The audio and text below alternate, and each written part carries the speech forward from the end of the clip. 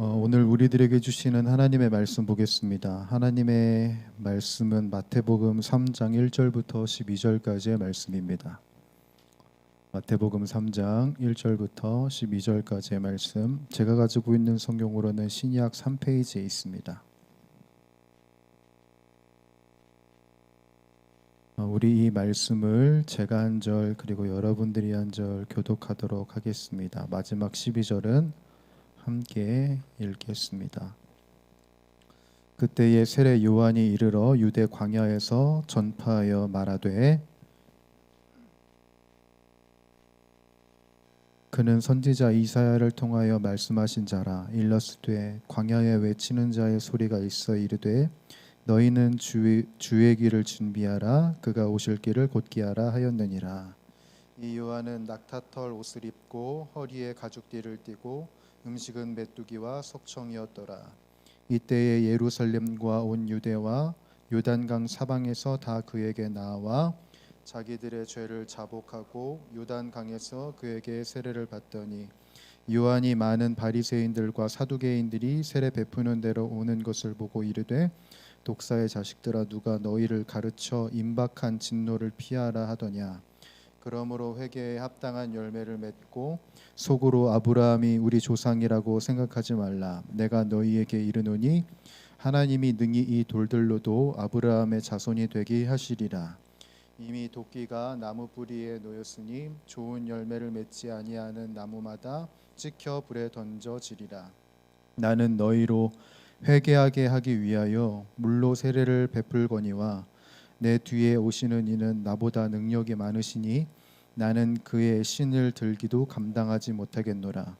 그는 성령과 불로 너희에게 세례를 베푸실 것이요 손에 키를 들고 자기의 타작마당을 정하게 하사 알곡은 모아 곳간에 들이고 쭉정이는 꺼지지 않는 불에 태우시리라. 아멘. 우리 말씀 앞에 우리의 고백을 올려드리도록 하겠습니다. 이 성경은 하나님의 말씀입니다. 이 성경이 말하는 내가 나 자신입니다. 성경이 가졌다 하면 가진 것입니다. 성경이 할 수 있다면 하는 것입니다. 지금 하나님의 말씀을 들으려고 합니다. 아주 진실하게 고백합니다. 나의 가슴이 활짝 열렸습니다. 저에게 말씀하여 주십시오. 아멘. 우리 앞뒤 좌우에 계신 우리 동역자들에게 이렇게 인사하겠습니다. 오늘도 하나님이 함께 하십니다. 오늘 이곳에 우리들에게 말씀하시고 우리들의 예배를 받으시는 하나님이 함께 하십니다. 그 하나님 앞에 신령과 진정한 예배를 드릴 수 있는 우리 모두가 되기를 간절히 소원하고, 그리고 주님의 말씀을 경청함으로 주님의 말씀을 실현해낼 수 있는 우리 에바다 공동체가 되기를 간절히 축복합니다. 제가 전도사 시절에 처음으로 행사를 계획했던 게 있는데요. 그게 어떤 거냐면 성탄 축하 공연이었어요. 여러분, 공연을 준비하려면 뭐가 중요할까요? 지금 다 한 번씩 해보셨잖아요. 공연. 공연에 뭐가 준비할까요? 저는 그 공연에 잘 짜여진 스토리나 아니면 그 안에 적재적소에 있는 개그 포인트라고 생각을 했는데요. 물론 그런 것들도 다 중요하긴 한데 그에 못지않게 중요한 게 뭐였냐면 무대를 돕는 스텝이더라고요. 상황에 맞게 음향을 재생하고 막을 치고 걷고 무대를 세팅하고, 이거를 스텝이 잘 수행을 해주지 않는다면 아무리 좋은 이야기를 담은 공연이라고 할지라도 그 좋은 메시지가 잘 전달되지 않는다는 것을 그때 첫 기획을 통해서 깨닫게 되었습니다. 그래서 좋은 공연은 좋은 이야기와 동시에 그 이야기를 아름답게 만들어줄 수 있는 도우미들이 연합할 때 좋은 메시지가 전달될 수 있는 것이죠. 하나님의 역사를 우리들이 성경을 통해서 그리고 우리들의 삶을 통해서 보게 됩니다. 특별히 이 성경 속에서 우리가 볼 수 있는 그 하나님은 늘 우리들의 삶 속에, 늘 사람의 인생 속에 좋은 이야기들을 예비하고 계시고 만들어 가시는 분임을 우리들이 보게 됩니다. 특별히 그 이야기를 잘 전달하기 위해서 누구를 세우시냐면 사람을 세우세요. 본인이 직접 말씀하시는 경우도 있지만 대다수의 경우에는 사람을 세우시더라는 겁니다. 그래서 구약을 보게 되면 구약에는 선지자라고 하는 인물들이 하나님의 뜻을 따라 하나님의 부름을 따라 하나님의 메시지를 전하기 위해서 세움을 받았고, 그리고 오늘 본문에는 세례 요한이라는 인물이 하나님의 말씀, 이 땅에 오신 예수 그리스도에 대해서 전하기 위해서 세움을 받았다는 것을 우리들이 보게 됩니다. 우리가 오늘 본문을 보게 되면 1절에는 이렇게 시작을 하고 있는데 어떻게 시작을 하고 있나요? 그때로 시작을 하고 있어요. 그때라는 것은 앞장의 내용을 받는 거죠. 앞장의 상황을 그대로 받아서 전개되고 있음을 이야기합니다. 앞장의 내용은 뭐였습니까? 2장 우리들이 지지난주에 나눴는데 헤롯의 정책으로 인해서 아기 예수님이 돌아가실 뻔하죠. 돌아가실 뻔하고 죽으실 뻔한 내용이 담겨져 있고, 그리고 헤롯의 죽음 이후에 나사렛으로 지역을 옮겨가시면서 그곳에서 성장하셨다는 내용이 2장에 담겨져 있습니다. 자, 이게 의미하는 바는 뭐냐면, 이게 말하는 바는 뭐냐면, 지금 시기상으로 예수님께서는 아직 전면에 나오실 수가 없는 상황이다. 아직 예수님께서 전면으로 나오실 수 없는 그 상황, 그때에 하나님은 예수님이 활동하시기 전까지 사람을 내버려 두셨다? 아닙니다. 내버려 두신 게 아니라 그 사람들로 하여금 막연하게 두지 않고 준비를 시키십니다. 어떤 준비냐면은 우리가 마땅히 기다려야 할 메시아가 어떤 분이신가, 그리고 그 메시아 앞에서 우리가 회복해야 할 신앙은 뭔가에 대해서 준비시키셨다는 거예요. 그것을 위해서 세례 요한이 부름을 받았다라는 겁니다. 자, 여기까지. 우리가 여기까지 이제 이야기를 듣고 생각을 해볼 때 신앙인이라는 존재에 대해서 우리들은 좀 생각을 해볼 필요가 있습니다. 신앙인, 여러분, 신앙인은 어떤 존재일까요? 우리가 신앙인이라고 말하고 예배자라고 이야기를 하잖아요. 자, 신앙인은 어떤 존재예요, 여러분? 예배자는 어떤 존재입니까? 그냥 주일날 지금 이 자리 비전홀에 앉아서 찬양하는 거 보고 말씀하는 거 들으면은 그게 신앙인이고 그게 예배자일까요?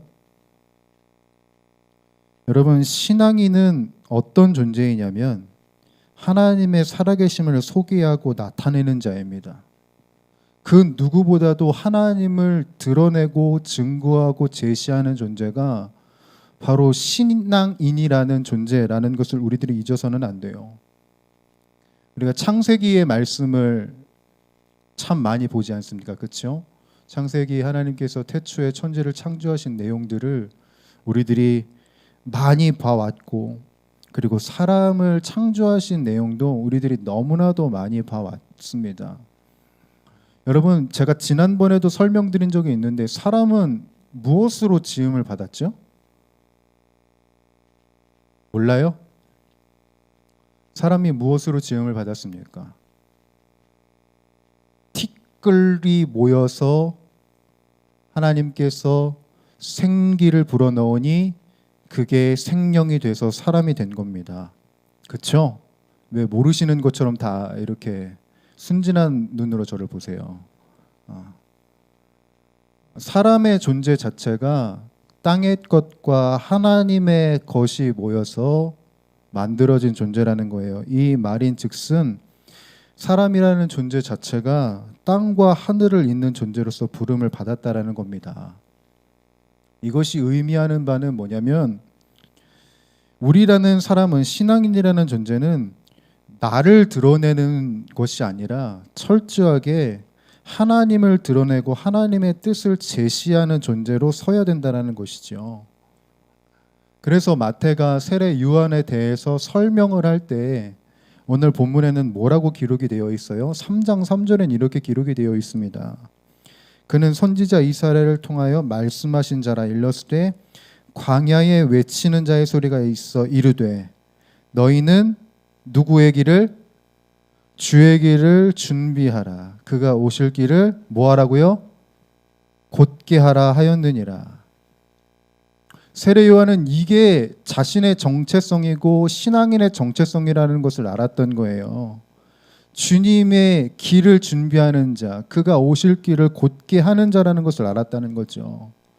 내가 살아가는 목적, 사람이 살아가는 목적은 나 자신의 길을 준비하고 나 자신의 길을 곧게 하는 데에 있는 것이 아니라는 거예요. 사람이라는 존재는, 신앙인이라는 존재는 주님의 길을 준비하고 주님의 길을 곧게 하는 자인 거예요.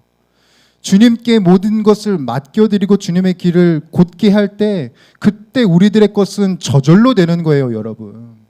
사람이 이것을 놓치죠. 내 것을 준비해야 되고 내 길을 곧게 해야 된다라고 생각을 합니다. 그런데 여러분, 그게 아니고요. 영적 원리는 무엇에서부터 시작하냐면 하나님의 것을 우선시해야 한다고 이야기를 해요. 주님의 길을 준비하고 주님의 길을 곧게 하는 것이 바로 우리가 되어야 한다는 것이죠. 이러한 깨달음을 갖고 있었던 세례 요한이 이사야의 말씀을 따라서 어디로 갑니까? 여러분, 오늘 본문 보니까 어디로 가요?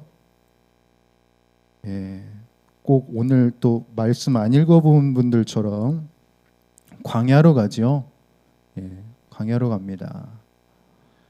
자, 이 광야를 헬라어로 보게 되면은 에레모스라고 합니다. 이 에레모스의 의미는 아마 그 나눔지를 받으신 분들은 한번 이제 쓱 훑어보셨겠지만 사막이라는 뜻이 있고요. 버려지다, 텅 비어있다라는 의미를 갖고 있습니다. 네, 사실 오늘 이 본문 본연의 의미를 살펴보기 위해선 헬라어로 보면 안 되고요. 히브리어로 봐야 됩니다. 히브리어로. 왜냐하면 이 마태복음이 누구를 위해서 작성됐다고요? 유대인 그리스도인들을 위해서 작성됐기 때문에 히브리어의 의미를 좀 살펴볼 필요가 있어요. 히브리어로 광야를 미드바르라고 합니다. 근데 이 미드바르는 파생어거든요. 어디에서부터 파생된 단어냐면 다바르라는 말에서, 다바르라는 단어에서 파생된 단어입니다. 이 다바르를 지금 우리나라 언어로 번역을 하면 뭐가 되냐면 말씀입니다. 말씀. 광야가 파생된 이 단어는 뭐냐면 이 하나님의 말씀에서 비롯되고 파생된 단어인 것이에요. 우리가 곰곰이 구약 성경을 생각을 해보면 이스라엘 백성들이 하나님의 말씀을 들었던 곳이 어디입니까? 광야입니다, 여러분. 출애굽한 이후에 이스라엘 민족이 하나님의 말씀을 들었던 장소는 다른 곳이 아니라 광야였어요. 여러분, 모세가 어디서 하나님의 부름을 받습니까? 광야에서 부름을 받습니다. 여러분, 엘리야가 식음 전폐해서 죽기 일보 직전일 때 어디에서 하나님의 말씀을 듣습니까? 광야에서 하나님의 말씀을 듣습니다. 그래서 오늘 세례 요한이 나갔던 광야는 어떤 장소인가? 문자적인 의미로 보게 되면 네, 사막 맞고요. 황량한 곳 맞습니다. 그런데 이것을 영적으로 보게 되면 이 광야가 어떤 장소냐면 하나님의 말씀이 있는 곳입니다. 세례 요한이 그러니까 지금 어디를 향해 나아갔냐면 광야, 하나님의 말씀이 시작되는 그 장소로 나아갔다는 것이다. 자신의 정체성, 자신이 어떤 존재인지를 안 세례 요한이 나아갔던 장소는 어디냐면 하나님의 말씀이 시작되는 광야였다. 이겁니다, 여러분. 여러분, 올해 여러분들은 어디로 나아갈 예정인가요? 아마 여러분들 나름대로 계획을 세우시고 그리고 작정하신 것들이 있으실 것이겠죠.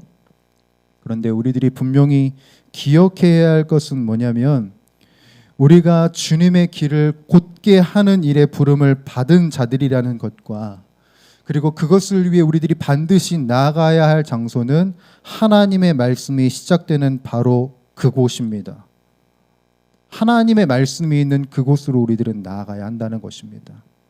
내 삶이 버려진 것 같고 텅 비어있는 공허함 속에 있는 것 같아도 그 속에서도 변함없이 우리들에게 말씀하시는 그 하나님의 임재와 하나님의 존전 앞에 우리들은 나아가야 한다.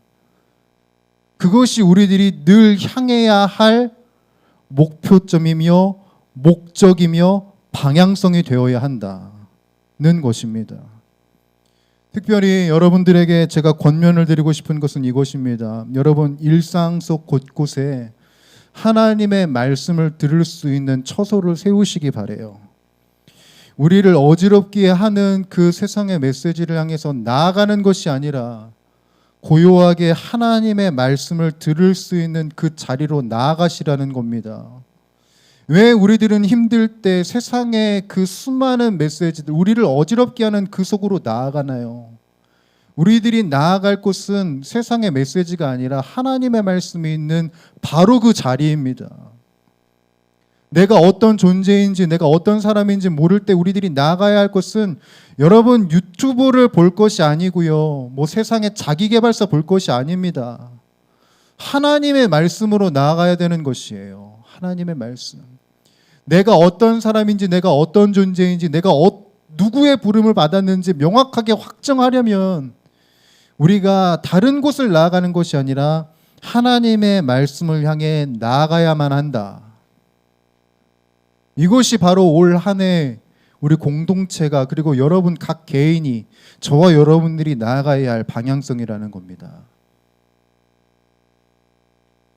그러한 깨달음 속에 있었던 말씀의 자리에서 하나님의 음성을 들은 세례 요한이 오늘 사람들에게 뭐라고 선포하냐면 2절 같이 읽어보겠습니다. 시작. 회개하라 천국이 가까이 왔느니라 하였으니. 아멘. 회개하라 천국이 가까이 왔느니라. 세례 요한이 우리들의 삶에 자신의 공동체에게 선포한 메시지는 이것입니다. 우리 삶에 회개가 있어야 된다. 여기서 회개라는 말은 마음을 고치다, 뉘우치다라는 의미를 갖고 있는데요. 이 의미가 8절에서 확장이 됩니다. 마음의 영역에서 확장이 된다는 거예요.